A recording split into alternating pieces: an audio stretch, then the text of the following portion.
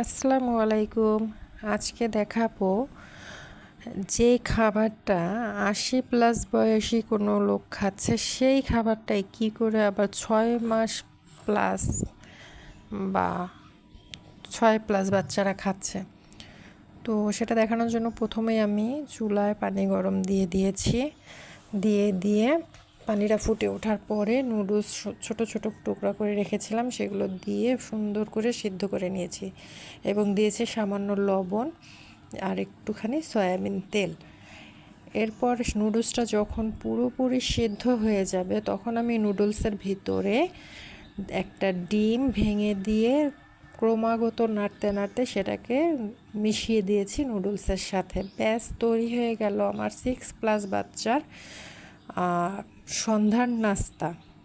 তো যে কথাটা আমি প্রথমে বলেছিলাম যে আমি দেখাবো একই খাবার কিভাবে 80+ বয়সী মানুষও খাচ্ছে। হ্যাঁ, এরপর দেখাচ্ছি আপনাকে আমি কিভাবে একই খাবার আবার বড়রাও খাচ্ছে। এই যে সেই নুডলস, এই একই নুডলস প্রথমে রান্না করলাম আমার ছোট বেবির জন্য, এবার রান্না করব আমার শাশুমা, আমার বর, আমি এবং আমার বড় ছেলের জন্য। তাহলে হলো একই খাবার সবার খাওয়া। হ্যাঁ, এভাবেই হয়েছে, এভাবেই খাওয়ানো হচ্ছে। আর আমাদের তো বাচ্চাদের বলাই আছে যে 6 মাস পার হয়ে গেলে বাড়তি খাবার দেওয়া যায়। তো সেক্ষেত্রে আমি এই নুডলসটাই যখন আমরা সন্ধ্যার নাস্তা করছি সেটাই আবার আমার ওই ছোটো বাচ্চাটাকে কেন দেব না। ঘরে বাড়ির খাবার, হাঁড়ির খাবার, এটাই তো বাচ্চার জন্য উপযুক্ত খাবার আমি মনে করি।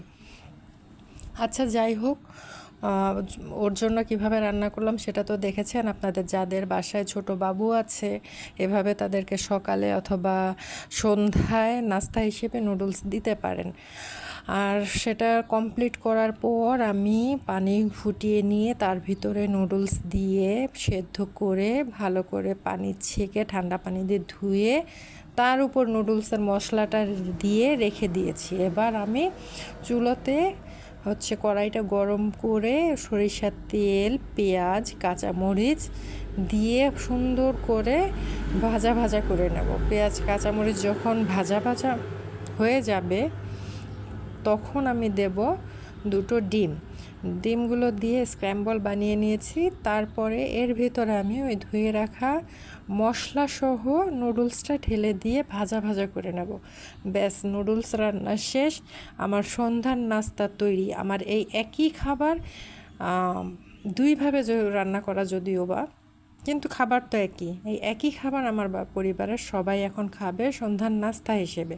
যদি আপনাদের ভালো লাগে আপনারাও এভাবে ট্রাই করে দেখতে পারেন। আর অবশ্যই অবশ্যই পেজটাকে ফলো দিবেন, লাইক করবেন। আল্লাহ হাফেজ।